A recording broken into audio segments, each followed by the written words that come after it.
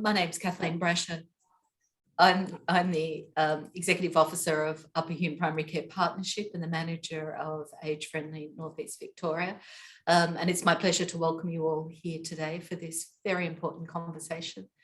I want to acknowledge that we are all standing on the lands of First Nations people, and the sovereignty and their sovereignty over this land coexists with the sovereignty of the Crown, and I recognise that sovereign state. And pay our respects to elders past and present. And talking about home, of course, this country is their home, and their connection to country is just as, I mean, they've taught us a lot about connection to country and connection to home. So we want to honour that today in our conversation as well. This is the International Day of Women, and so the theme for this year is break the bias, and so what we want to really talk about today and have that opportunity to talk about is how we can really think about homelessness and older women and try to break some of the biases that exist around women in later life who find themselves either at risk of homelessness or vulnerable to homelessness. Because everyone really should have the right to live in safe, secure, affordable housing. Our home is central to our sense of purpose. It's central to who we are and our connection with community. It gives us the security to be able to be independent, to flourish, to do what we have reason to value. And we can only do that if we feel safe and secure where we are. We know that as people age, as we grow old, we do spend more time in our local communities, and that sense of home and its connection to community takes on real significance.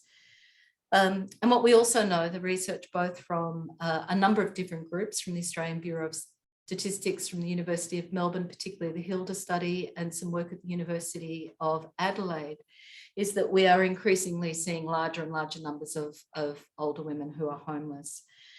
So today, to help us understand why we're in this state and how we can all help to redress that, we have two terrific women to join us today. Fiona York is the Executive Officer of Housing for the Aged Action Group. Fiona's had a long career in working with, for and on behalf of older people in community care, in local governments, in elder abuse with Seniors Rights Victoria and the Ethnic Communities Council, and now with HUG. And so we're delighted to welcome Fiona here today. And Dr. Kate Raynor is a postdoctoral research fellow in affordable housing at the University of Melbourne. Kate's got a really strong academic and personal interest in homelessness and ensuring that we've got good urban sustainable environments for all of us to have secure and safe housing, but particularly those of us who require public or social housing, and also in looking at interesting ways that we can develop models of housing. So Kate and Fiona, thank you so much for being with us today. Kate, Fiona, I'd like to start with you because I really want to start with the voice of older women and the experience of older women. So can you talk to us about what it feels like for women who find themselves in later life at risk of homelessness? Sure, thank you. So just by way of quick introduction, our organisation started in the early 80s by a group of older women who were passionate about housing insecurity, particularly for older people living on the aged pension.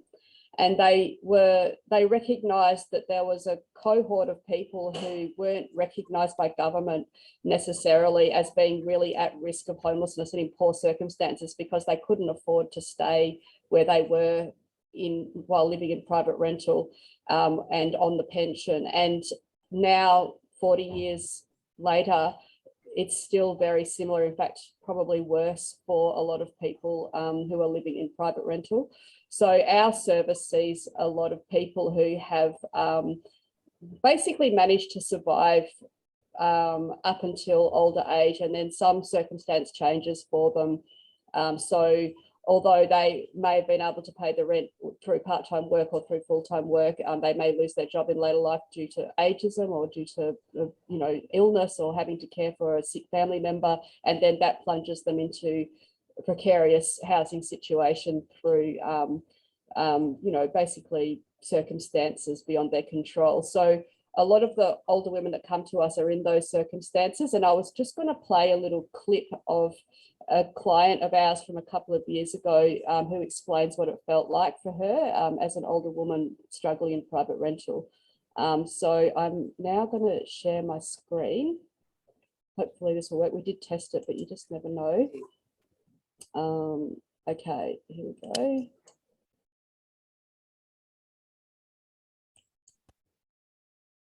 All right.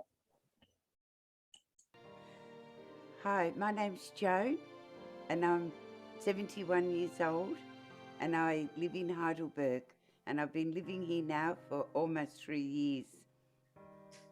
I was there for nearly 15 years and I was a pretty good tenant. I wasn't behind in rent, and I kept the place tidy and clean but it was really hard. You sort of go from working to being on a smaller income, and then he just ups it. Instead of the landlord, if he wanted me out, telling me to leave, he put the rent up so high that I couldn't afford to stay anyway. And you sort of felt really, I don't know, you felt like, who cares? My health went down. I just thought, oh, well, what can I do? Where can I go? And it's almost like, I can't afford to live here. If I pay the rent, what happens with, I can't even afford food. Going into supermarkets, you have to sort of only have the basics, but you just can't have anything else. So where do you turn? So that clip was from a client of ours from a couple of years ago now. We did manage to get her housed in affordable housing. And as she mentioned, she was paying rent and was a really good tenant, and then the rent was just increasing. And we know that this is a problem. The last census showed that there's more older people living in private rental than ever before, and we can assume that the next census data, which is coming out mid-year, will indicate the same sort of trajectory. And the impact of COVID, as anybody living in the regions knows, it's really impacted on housing affordability and rental availability as well, with lots of places going on the market at the moment. So for an older person that's living on a fixed income like the age pension or even job seeker, it's a really unsustainable way to live, and it certainly doesn't allow people to age in place. And so the older women that come to us, the transformation that stable housing provides to them is really incredible to see, and we can't overstate this enough. So housing underpins health and well-being it's the most important factor. And we see it day to day, the difference that it makes to people's actual lived experience and the quality of their life. Jo mentioned that her health declined when she was in housing stress. Her diabetes management and all of her health issues became stable after she received stable housing. And it's a really good thing to think about when you're working with older people in the community, that to some extent diet and exercise and lifestyle choices or whatever don't really impact as much as stable housing. And that's why it needs to be at the forefront of all of our kind of interventions around health and wellbeing for older people, is housing underpins everything. And you can see from what Joan said, just how having the rent increase impacted on her. And I think her story showed us that it's multiple factors, as you've described. There isn't a single solution. There isn't a single thing. And you could see both, for me, hearing her, it was sort of a mixture of almost surprise that she was in this position and being shamed and humiliated, rather than her landlord having that direct conversation in some ways with her. That it must compound the difficulty in knowing where to go to when you're feeling already humiliated because of that. Yeah, and I think also, as well as the shame involved, people don't necessarily recognise that they're at risk of homelessness because they don't necessarily fit the stereotype. So the media perpetuates the stereotype of what homelessness means, but the sort of the circumstances that Joan was in, she was at risk, but she didn't realise it really. And that means that people don't necessarily go to crisis homelessness services because they think that's not me, that's for someone else, or there's someone in greater need. We often hear that, especially older women, think there's someone worse off than me that deserves this more, and it's not me, I'll be okay. Yeah. And the message that we try to get to the community is it's okay for you to come to help for help, and it's better to come for help before you hit the time of having to sleep in your car, because the earlier you are, the better we can intervene, the more housing options you have, because they do take time. So come in early before you hit that point of crisis. But that shame is a massive factor in people's reluctance to seek help.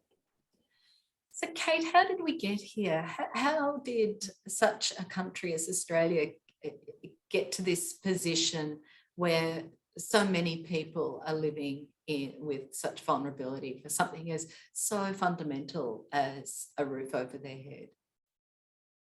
It's a good question, and I think it's also a good way to phrase the question. I really like the framing of how did we get here as a society? How did we as a system, as a community get here? Because I think oftentimes the question can be framed, how did she get there?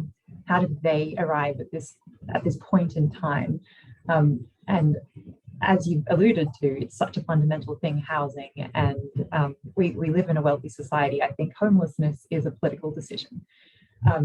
So how did we arrive here? When we talk about homelessness, often it's kind of framed from the perspective of stresses or shocks. And we heard about this in the video, and a shock can be something like divorce or breakdown of a relationship. It can be transitions from a long-term hospital stay or the justice system or out-of-home care for younger people. It can be the loss of a job, can be the end of a tenancy. You know, all of these kinds of shocks happen to people in their lives and have always happened to people in their lives. The thing that's changed is that the other side of this component, you have shocks, you have stresses, you have resilience, and then you have buffering resources. And the thing that's the difference between someone who experiences a stressor and falls into homelessness and someone who experiences a stressor and kind of continues on their life is their capacity to meet their needs in that time, through their own savings, through fallback on government support, through their social networks, through other mechanisms. And I think the reason we've arrived where we have is that we've got at least 30 years of eroding the buffering resources that support older women and everyone. And so you can look at New Start, and Fiona spoke about New Start or Job Seeker. Increasingly, older women are on Job Seeker for a long period of time before they transition to the pension. And where Job Seeker used to sit on the poverty line, it has now fallen well below the poverty line. It was designed as an interim payment while people transitioned into work, and it's no longer that. So that support network is gone. We've got falling levels of social housing. We have a pension system that's predicated on home ownership and falling home ownership rates. So if you're a renter and you're on the pension, it's almost impossible to live a dignified life. And we heard that in the video, and it's also across the board what comes out in the research, that it's just impossible. And then we have a rental system that's becoming increasingly expensive, particularly in regional areas following COVID, but it's part of a long-term trajectory. So all of these things kind of playing to each other to erode the systems that we would traditionally have wrapped around someone at any point in their life, but particularly older women. And that's how we're getting to the point that we're at now. So it's both the financial systems and structures, the pension system, the housing, the availability, the affordability, the mix of housing that's available. How much also is our attitude simply to aging? I mean, this has been called an invisible group. So did we not know that there were older people at risk of homelessness before? What is there anything particular about that period of later life that we're either learning about, or is something different that we need to consider? I think this statistic that women are the fastest growing group of people experiencing homelessness in Australia has really grabbed the nation's attention. It seems to be the thing that gets repeated. And homelessness in later life is not new. It's always been a thing that's existed, but I think it's that accumulation of disadvantage over time without those resources, which is making it so much more significant. But I think if we talk about gender and age, another key example we've seen in COVID is the disproportionate impact that COVID has had on women taking on additional caring roles, and then the disproportionate challenges that older women have found re-entering the workforce after COVID. And that could be because of ageism, that could be because of health issues, as Fiona alluded to as well. So I think those things are really playing into it as well. But yeah, I think for me, it's that accumulation of disadvantage that is starting to trip us over into this being a more significant cohort, and falling home ownership. I think that's really significant because that's a challenge right now. It's falling across all age groups, more so for young people than older people. So it's a challenge now. It's going to get bigger. We have an entire system that has made the responsibility for looking after yourself in old age a personal responsibility, largely managed through home ownership, and less people are now accessing it. That's where it's going to get bigger from my perspective. So the things we need to do today are going to help us well into the future in planning those things. Fiona, given this sort of quite complex picture that you and Kate are providing for us, where do you start with someone who comes to you and says, or what do they come to you saying? Where do you meet people in their moment of feeling they're vulnerable? I think there's a few things. One is, don't assume that people will talk about their housing necessarily. And I think people might come to you, not us, because obviously by the time they've come to us, they've probably come through people like you guys referring into us. But when people are speaking about their circumstances, housing may not be at the forefront of their mind, and it also may not be the forefront of your mind to bring the service either, or having the conversation. So you have to really challenge the prejudice and the biases around blaming the victim, I guess, and remembering, as Kate said, it's a systemic issue that's been going on for many, many years, and it's not the fault of anybody in particular. So I think challenging the biases and challenging the assumptions that underlie homelessness is really important, and that lack of affordable housing is the key driver. It's no poor choice that a person has made, and that's that fundamental thing. Also, a lot of the people that come to us don't necessarily have a lifetime of complex needs. Some of them certainly do, and some of them have got very complex needs with lots of intersecting issues going on, but a lot of them, the main driver has been just the lack of affordable housing. And once we sort them out with affordable housing, a lot of the other issues fall away.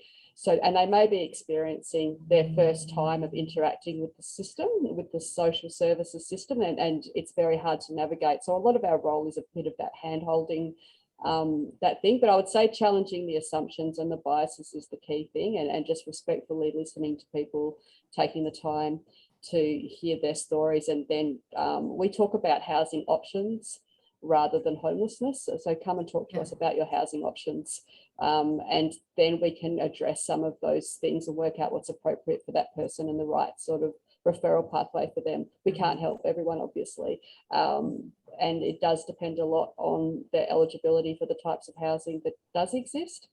And I guess the other key thing is, don't assume that family and friends will help. I think there's a thing that where's the daughter? Why aren't their kids looking after them? And it's sort of this, I guess, not everyone has family for a start, and also often by the time they've come to us, they've exhausted all of their resources, or they wouldn't have been coming to us.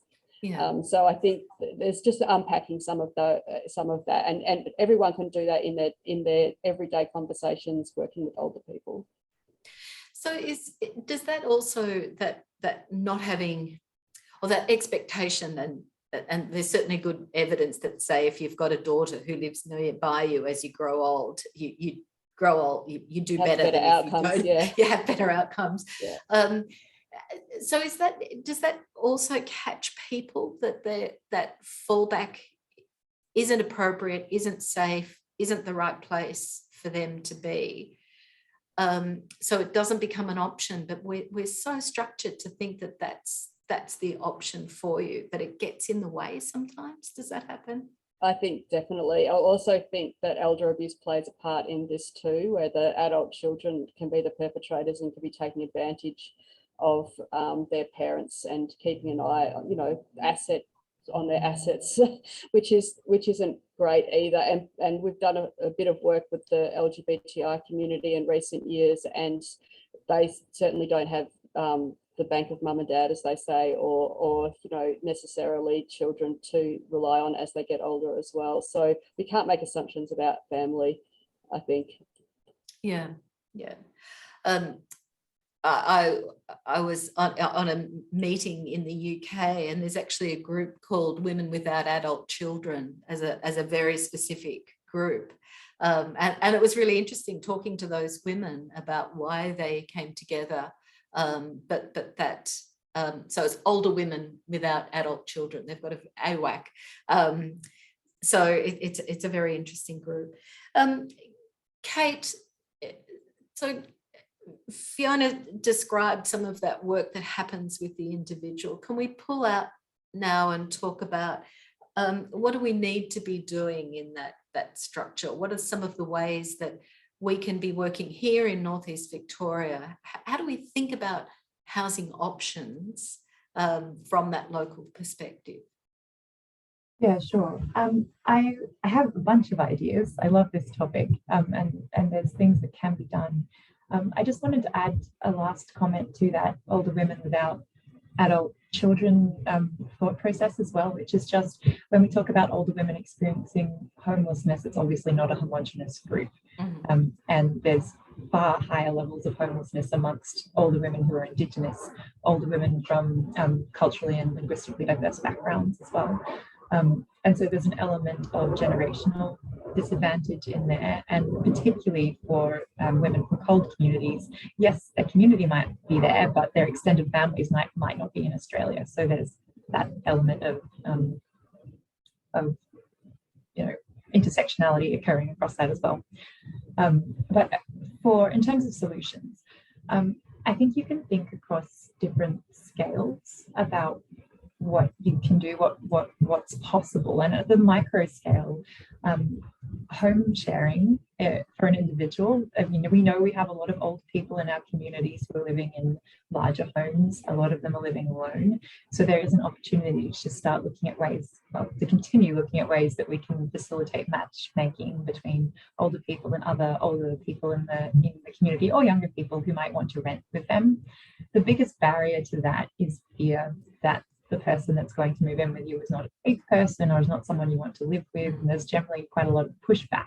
But thinking about ways that we can screen that or support that through a local level is something that I'm seeing popping up in different places at the moment that has some opportunity to be scaled at that really micro level. And within that is also the use of ancillary dwellings or granny flats. And I know that some local councils make that really easy and really straightforward to achieve, and some don't.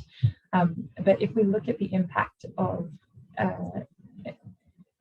reducing the restrictions around granny flats in Sydney, it's had a big impact on affordable housing provision. So I think there's quite a lot of movement within those kind of really micro scale solutions.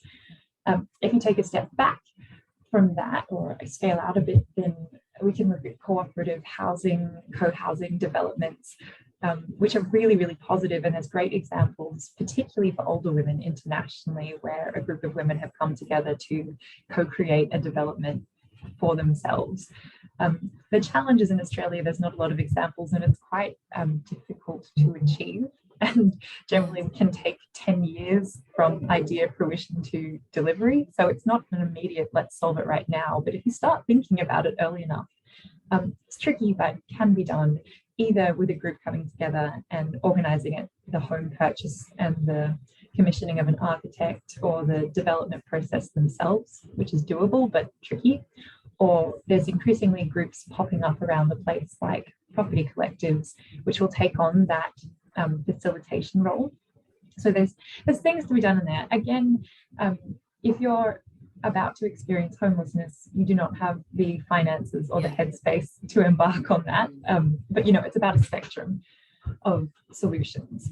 And then I guess the thing that probably is the most attainable is looking to the role of local government and community housing providers, state government as a public housing provider, in collaborating with each other to produce more social housing.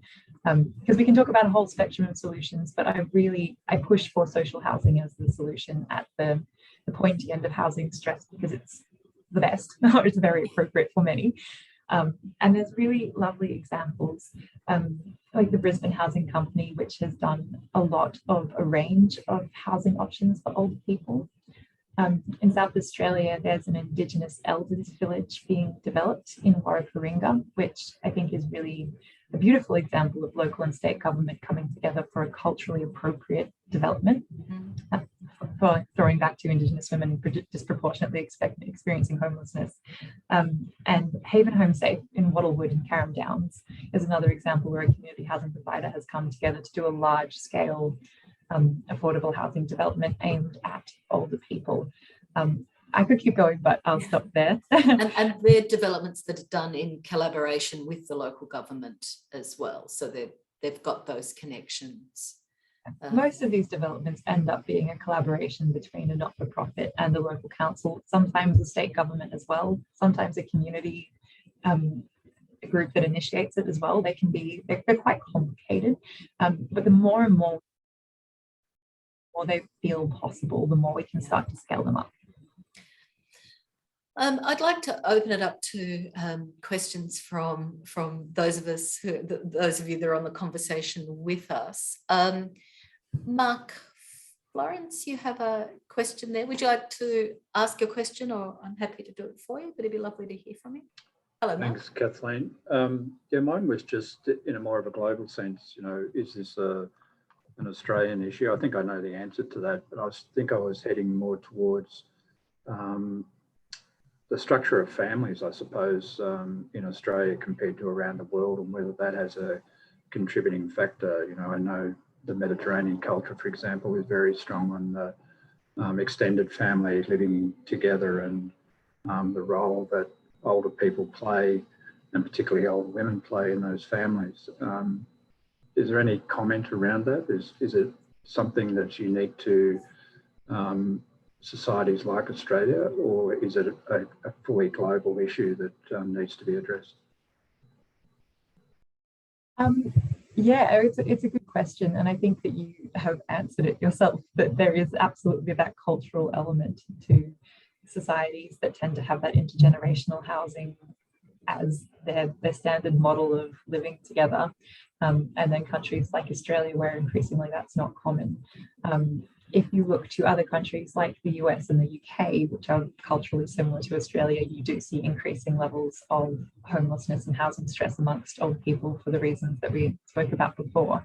I don't know in great depth about the details from Mediterranean countries. Latin American countries as well would follow that similar intergenerational housing structure. But I would imagine that you would see that borne out, that those expectations would be making a difference around these statistics. I don't know if you had a comment, Fiona? Only just to say that sometimes the expectations when people migrate to Australia around that exact issue causes family conflict and intergenerational conflict, where there's this expectation of the older person that they will be looked after by their parents in exchange for looking after the grandkids, say, or they have an expectation that they will be living together, and the adult children may have different expectations, and that cultural clash can sometimes cause, it can lead to elder abuse, but it can lead to housing stress too for older people who anticipated that they'd be able to live with their kids forever, and that's not going to happen. And so, yeah, I think that those differences in expectations impact, but also I think also the housing affordability is a problem across the world, and we're seeing people see housing as an investment rather than a human right. And as long as we're thinking about that as a society, then I think it impacts everywhere, which is why we need stronger policy responses by government to address the inequality that's resulting from that. Thanks, Fiona. And Thread Gold, you've made a number of comments in the chat box. I'm wondering if you want to add to the conversation. It doesn't have to be a question, it could just be part of the conversation. So, but I'd be very happy for you to join us if you'd like to. Oh, thank you. Just basically, I think another thing is that younger women are more inclined to share houses, and it means that they can also share utilities bills, those sorts of costs. Whereas the older, more traditional woman is less inclined to do that. And maybe it's happening a little bit more in the city areas than it is the rural areas. But there are opportunities for that sort of sharing living.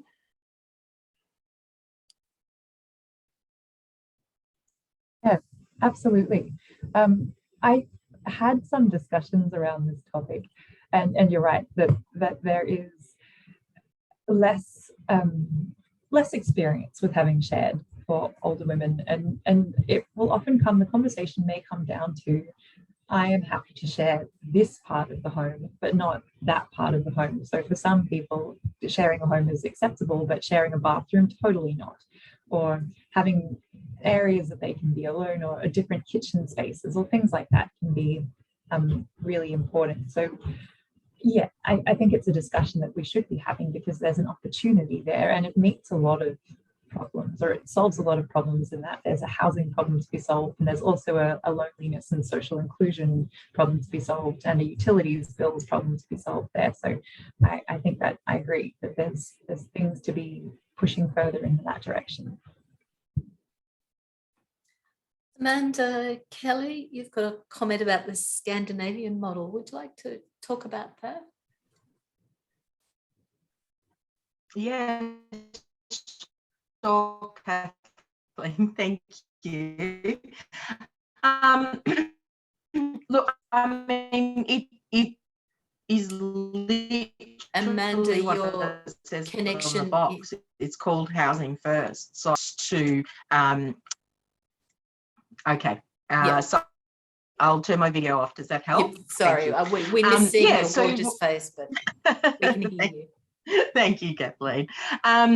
Yeah, look, it literally is what it says on the box, housing first. So when somebody presents to any sort of service, they may have physical health, mental health issues, any sort of issue, that you look to housing first and see what their situation is. And if they are homeless or at risk of homelessness, they are housed. And then the other areas are addressed. And as has been already mentioned, you know, when somebody is in stable housing, a lot of their issues can reduce.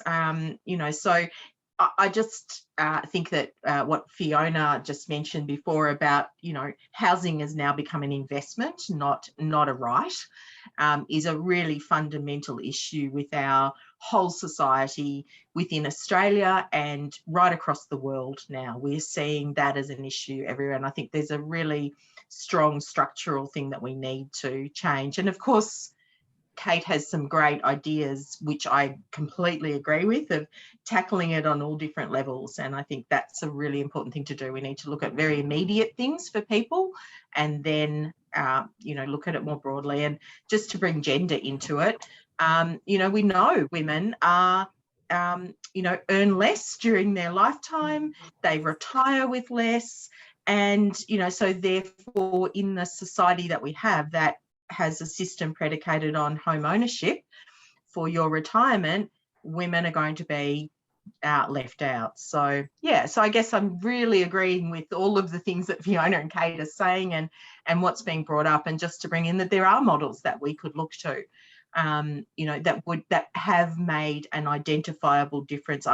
I said Scandinavian because I'm pretty sure it's Finnish, but it could be another Scandinavian country. But Finland have reduced their homeless population down to a minuscule percentage of the population, and it was high and increasing, and they've turned it right around. So yeah, just really interested in that, and to see how we could look at trying to turn the Queen Mary around, I guess, and get some, you know, get some thinking about that more broadly in the community. I think that very strong connection that Fiona introduced at the beginning as well, that really strong connection between health and housing, between being able to contribute and housing. They're so fundamental, but it's often, you know, they're missing from our municipal health and wellbeing planning, they're missing from public health. And of course, we need to overlay that with housing that is, you know, digitally connected, environmentally sustainable, energy efficient, so that, you know, there's some really important pieces that we need to put into the house when we're talking about housing that's available. Richard, Joseph, you had a comment as well. Would you like to chat to us all? Yeah, thanks, Kathleen. I'm just wondering about I suppose the historical aspect of our culture, where, you know, it's the traditional definition of family, where it's, you know, man, woman, and 2 kids. Whether that is still ingrained in a lot of our, I suppose, parliamentarians who are in power, that there's still that cultural, how do I put it, that lack of acceptance, or that the traditional family is no longer something which is dominant in the Australian landscape. I just wanted to highlight that I grew up in Singapore, and in Singapore, uh, the culture was such that you couldn't apply for apartments to purchase from the government unless you were registered to be married. And singles weren't allowed to purchase apartments until only fairly recently, where they allowed people over 35 to both purchase or rent apartments. So I'm just wondering whether that sort of traditional attitude towards, you know, the traditional attitude towards families has actually skewed that, and the intersectionality, I suppose, of the role of women in Australian society, whether that's also contributing to that problem of that lack of investment in housing for older women.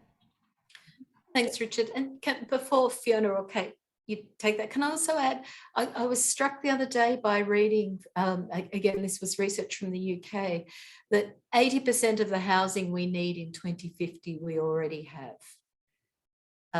So it sort of, I think it in some ways links to Richard's point, that if we've structured our housing so much around one particular model of cultural life, how does that influence affordability and availability for women in later life? So Fiona, any comments to that? I just wanted to pick up on what you said, Richard, that I think you're right. I think structural inequality has impacted on older women. A lot of women now that we're talking about weren't able to get home loans without a man to countersign that until the 80s.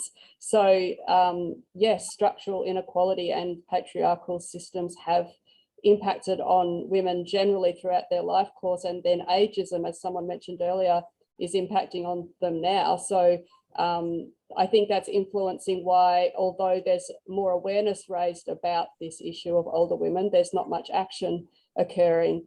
And we need to talk to the politicians and talk to them about what action needs to be taken as part of their platform to address this. And Housing First is certainly a well-researched model that the state government is keen to implement, but without the housing investment, without those partnerships between local government, state government and federal government to actually get affordable housing supply into the regions, into the places where they're actually needed, the big housing build is a great start, but it's only at the tip of the iceberg.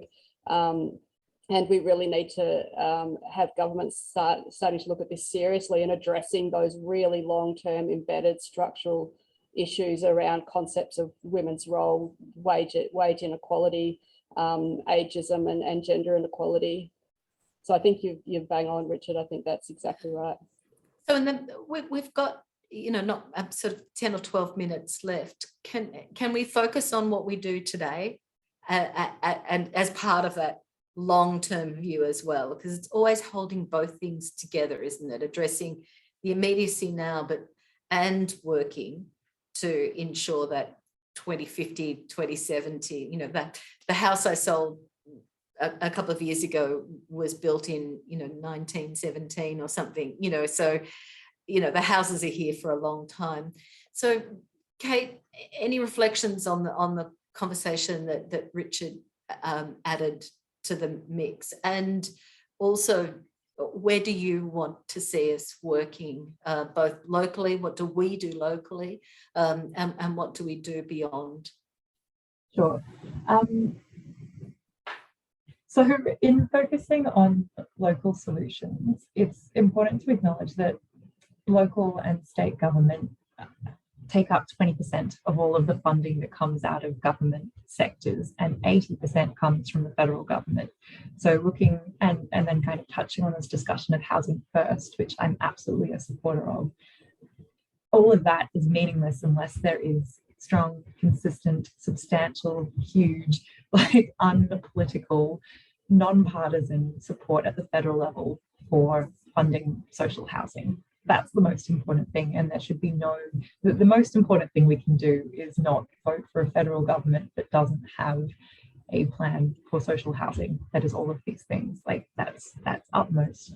And in thinking about Richard's comment, Fiona and I know each other from a number of things, but we collaborated on a project with Housing for the Aged Action Group, and we had a political panel as part of that discussion. We asked an LMP, a Labor, Greens, and an independent politician, woman politician, to comment on this topic.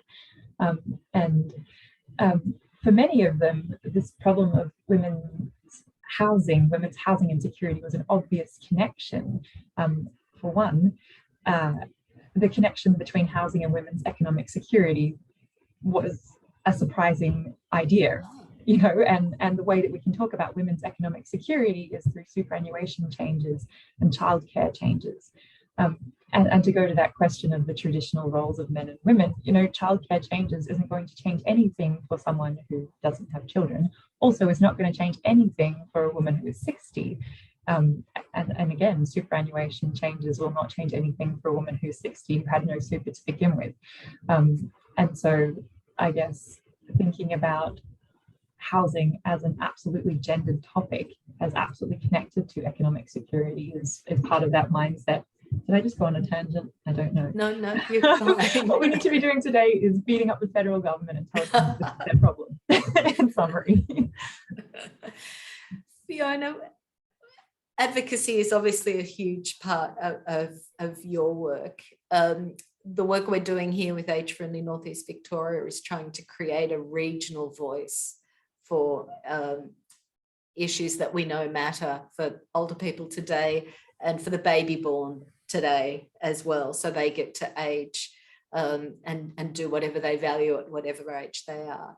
So what do you see as being important steps for us to take here? I think, as Kate mentioned, the federal election's coming up. We have a federal election advocacy toolkit with some asks around addressing gender and ageism, but also practical things like raising the rate, raising Commonwealth rent assistance, investment in social and affordable housing. On the very local level, we have a project in the Goulburn Valley region, which I'm assuming some of you are adjacent to, if not in. We have a worker two workers now, Teresa and Joan, who are based in the region. Teresa's waving, you may be able to see her. She's in the thing today, and she and Joan are doing a lot of that early intervention, so speaking to people before the point of crisis, but also providing housing support practically to get people out of unsustainable private rental or wherever they happen to be finding themselves in. So if people locally want to do something for individuals, then I would suggest contacting our home at last service in the Goulburn Valley region or in the city if need be. On a more strategic big picture level, we've got the state government election happening in November, the federal election happening in May. These are great opportunities to get in the ears of your local members and the local candidates and start talking to them about the importance of investment in social and affordable housing and services for older people, and making sure that they commit, if elected, to addressing some of these issues as a priority for the future of not just older women today, but all of us will be older women at some point. So it's time to not just think about adjusting superannuation for people in the future, but adjusting the housing unaffordability right now for people that are experiencing this crisis right now, as well as thinking about the future. So I've popped a little link in the chat there to our federal advocacy toolkit, and we're happy to talk people through talking points if they're not confident to meet with their MPs. I'm sure you all are though. So I would say go for it, get them to commit now, and keep the pressure on the decision makers to make a real change. Terrific. And on that point of advocacy, Maria Berry's on the call, who's one of our fabulous local advocates. Maria, you wanted to ask Fiona and Kate a question? Yeah, thanks, Kathleen. It's been a great conversation today, and thanks for sharing all the information too. It's really important. And I guess I keep thinking on a preventative level. I know you can't prevent all circumstances from changing suddenly, but do you, yourself, Fiona and Kate, do you think we're doing enough work in this intervention space, like with empowering older women or with education or awareness or how? And I think because the word elder abuse came up, and it is really, it's a topic that's here and it's happening, and I get calls every single week in our local region and referring people on. But is there anything else you can see or that we can do on a regional level, with intervention or, yeah. Terrific. Thanks, Maria. Fiona or Kate? Maybe I'll go first. I think this is really key, Maria, you're exactly right. I think education is key and community education is key. We try to talk to people about housing options and about planning for the future in a very non-confrontational way. I mean, elder abuse is a stigmatised thing, so is homelessness. So it's how to talk about these topics and encourage people to make a plan for the future before they hit the point of crisis. And it's exactly as you say, going into the community and talking about this, talking to your friends, talking to your CWA, your Lions clubs, the op shops, whoever. These are the places that are where older people will be gathering, and they need the information. We know that they will not necessarily front up at services, and a lot of the service system is at the crisis end. So even if they did, the best they could hope for really would be a couple of nights in a hotel and maybe a food voucher. And that's not a long-term outcome. So we're advocating for people to be, have the conversation about the future and what's going to happen to their housing as they get older. And there are options out there. We can find housing options a lot of the time, not for everybody, but we house around 160 people a year in affordable housing, which it seems like a small amount, but one step at a time, we're changing people's lives. So I think, definitely have the conversation, and the local connections are fundamental and really important. Kate, is there much research evidence on interventions in people who are vulnerable to housing stress? The research around intervention is that by the time someone presents asking for support, they've gone past the point where it's most helpful to provide that support. And so it's getting into those communities earlier, just as Fiona just said. That is what the research is telling us for every age group. And then there are certain cohorts for whom it's more difficult than others. When we talk about cold communities or older women. So being a housing researcher rather than a homelessness researcher, I'm not across the full spectrum of that work, but I know that some of the discussion is that earlier the better, and at the moment there's a huge. So earlier the better for intervention. What about for making a difference in housing affordability, design, accessibility for the future? What are those structural changes that need to shift? A structural change that I would love to see shift is Commonwealth rental assistance. I think that across the board where we see the greatest housing stress is for people in the private rental system, and our Commonwealth rental assistance is really low. That would make a really big difference. This is probably an unpopular opinion, but I think the way that the pension treats homeowners and renters is really unfair because they're treated almost the same. They're quite similar, but we know that they're demonstrably different experiences. So I don't want to take from Peter to give to Paul, because there's certainly homeowners who are on pensions who are struggling, but I think we need to be thinking about the fact that renting on the pension is very different to being a homeowner. I think the other structural difference is thinking about social housing as social infrastructure, going back to this comment about the fact that housing helps our health, it helps our productivity, it keeps us connected to our communities. That needs to change from a funding perspective and from a social perspective.